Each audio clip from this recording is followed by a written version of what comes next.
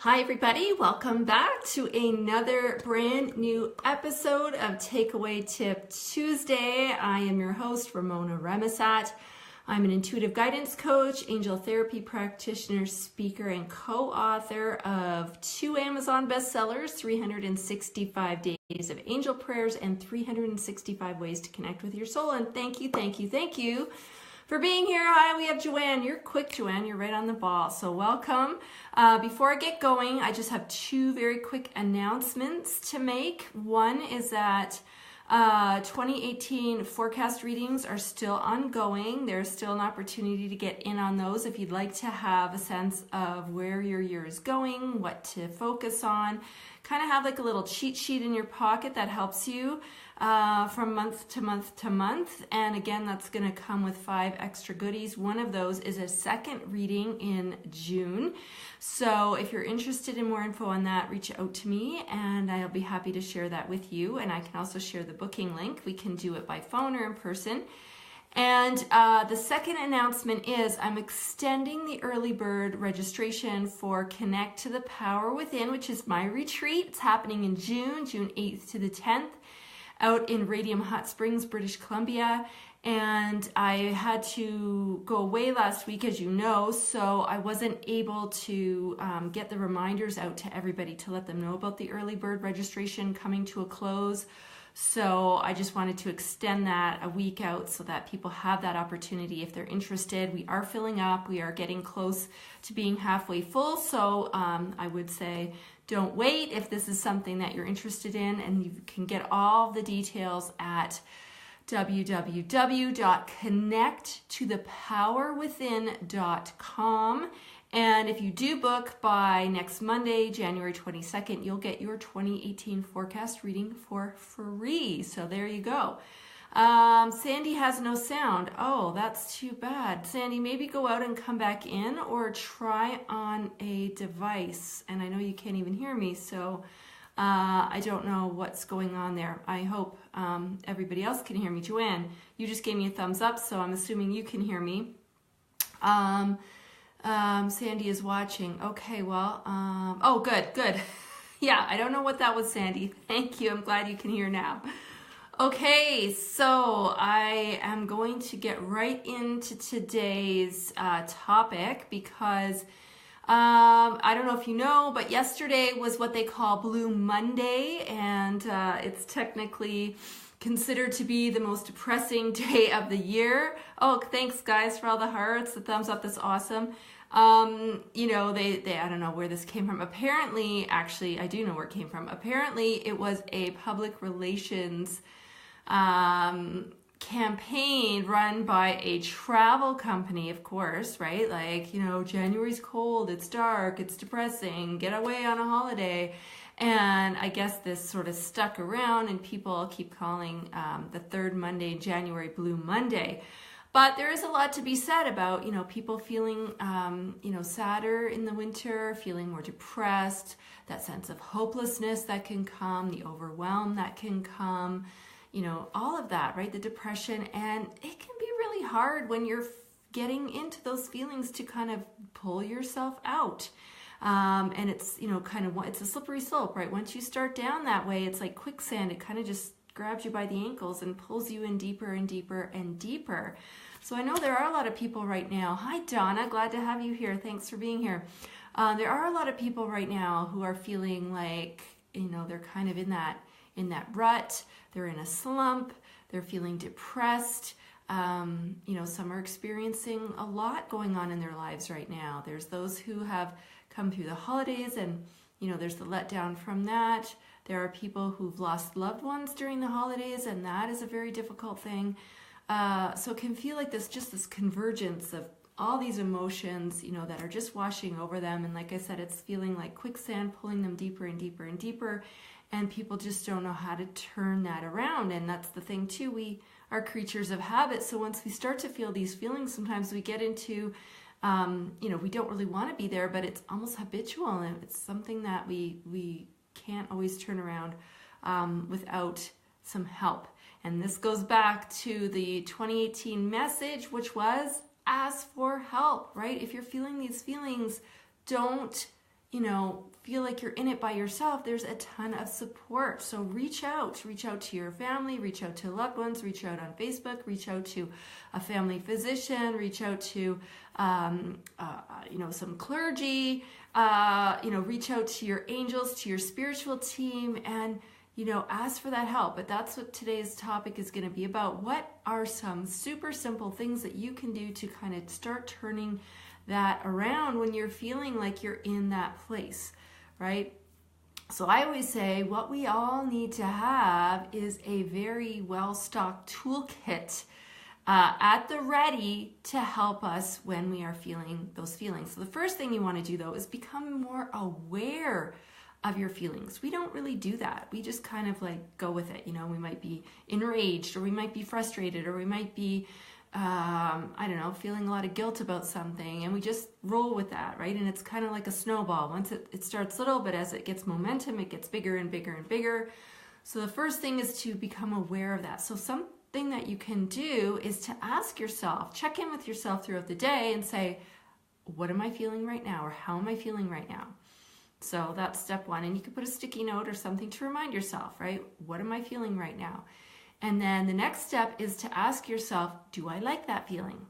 Do I like that feeling? Maybe you're like, how do I feel right now? I feel fantastic. I'm so excited. I'm invigorated. I'm feeling joyful. I'm feeling really passionate about what I'm doing. And if that's the case, then keep going, right? That's awesome. If it is a different feeling, though, that you're not really enjoying, like I said, maybe you're feeling frustrated, or you're feeling overwhelmed, or you're feeling kind of hopeless or lost, and you don't like that feeling, then the next thing you need to ask yourself is, what can I do to change this, right? Because often we feel our feeling, we kind of realize we feel crappy, but then we just sink into that, right? It's like sitting in a couch and you just sink in and it just sucks you down right in there and you can't even get out anymore, right? So what am I feeling? Do I like this feeling? And if it's no, then what can I do right now to shift out of this? Now, I'm not suggesting that you ignore your feelings, because that's where we get into big trouble, right? If we just stuff everything down and kind of don't deal with it, that's not a healthy thing to do either. We have to feel our feelings, but the trick is, like I said, not to stay there. If you're going to really make that choice, I don't like this, I don't want to stay here, I actually want to be happy, or I want to have more joy in my life, or whatever it might be, it's going to take you making that decision that you don't want to stay there, and then taking an action to get out of that. So that's where this well-stocked toolkit comes into play that I'm talking about. But the thing is, we tend to know what we can do to shift things, but when you're in that feeling, everything goes out the window, right? You don't even remember, right? So what you could do is have a piece of paper. Maybe you want to stick it in a plastic sleeve, you want to laminate it, you want to have it somewhere so that when you recognize those crappy feelings, you can turn to that piece of paper.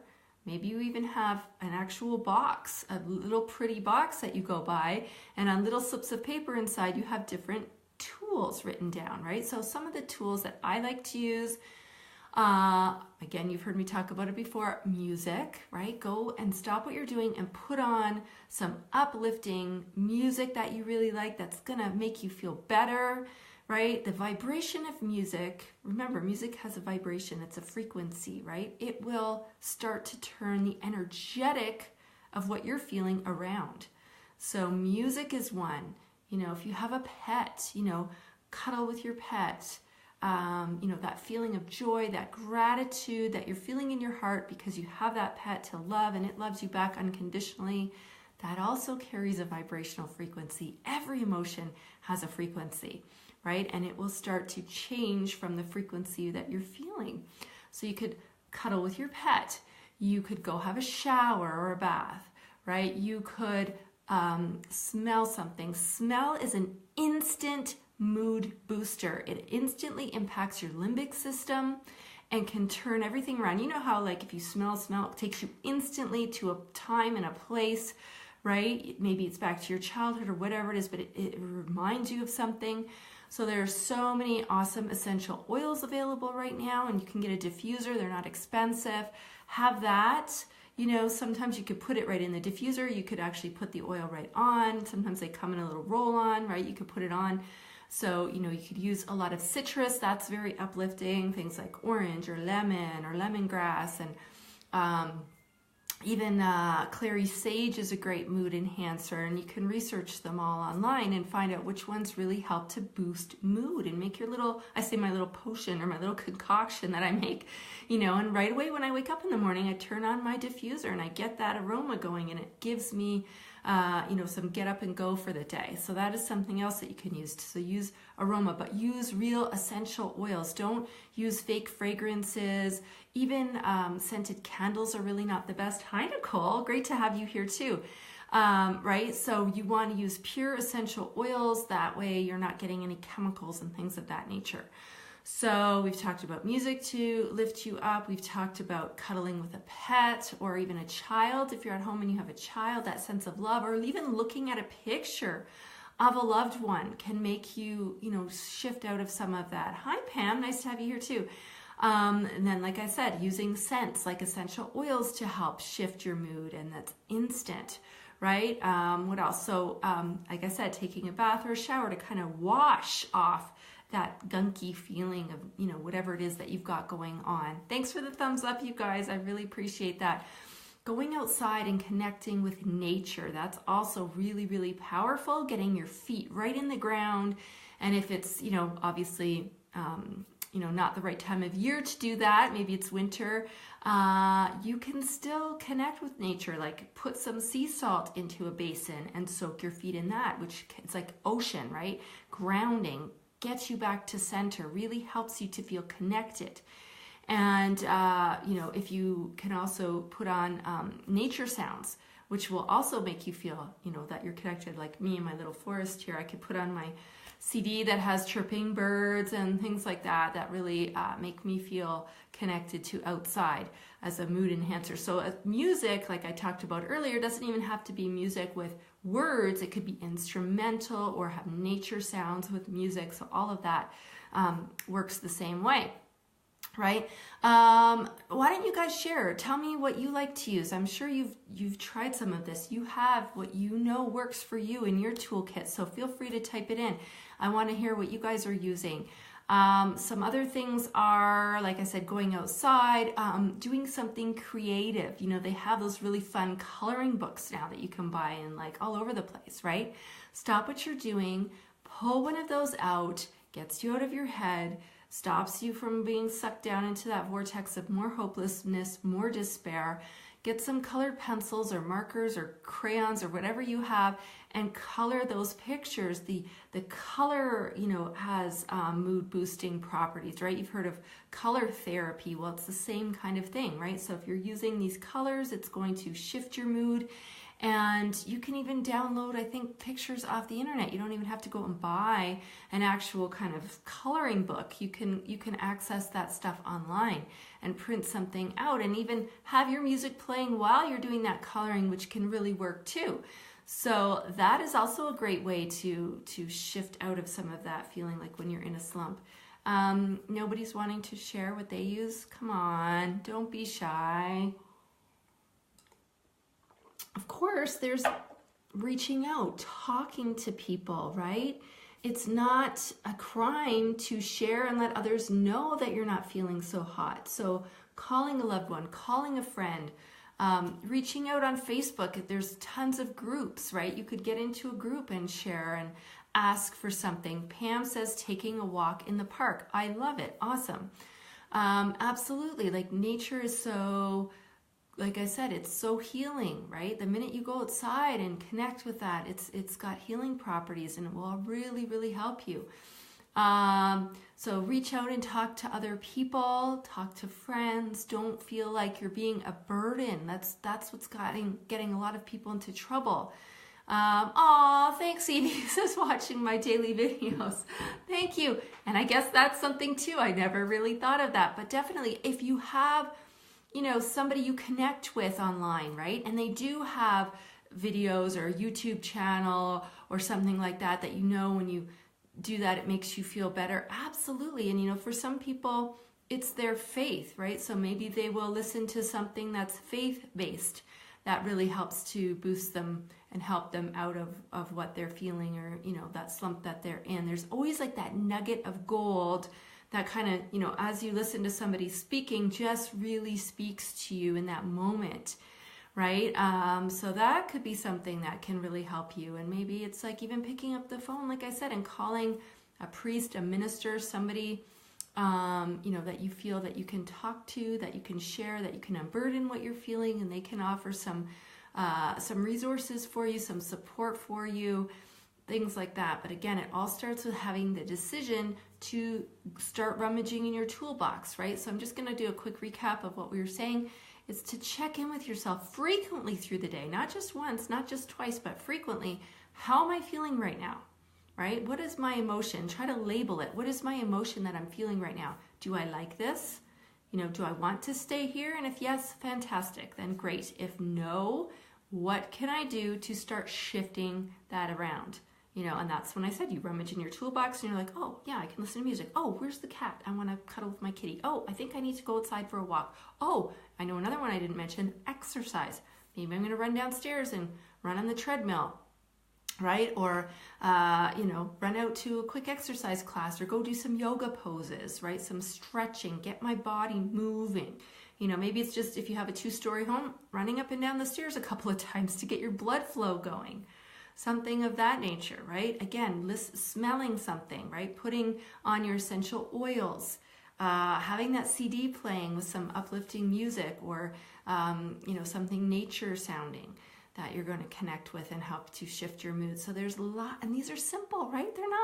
I'm not saying you have to go meditate for 2 hours unless you really want to, but, you know, meditation is obviously something that helps. The other thing that you can say, yes, playing with your cat. I know, I love playing with Mila, and I will just sometimes scoop her up and just lay there for a few minutes with her on my chest.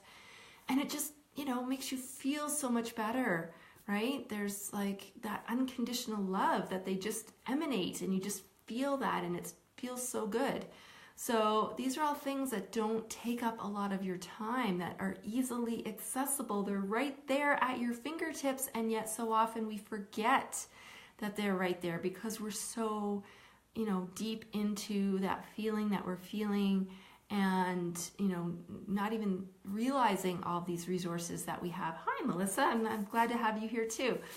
Right? So, you know, these things are around, but like I said, when you're in the middle of it, you forget everything. So like I said, whether you want to type these ideas out on a piece of paper, have it handy, laminate it, put it in a plastic sleeve, have it where you know where it is,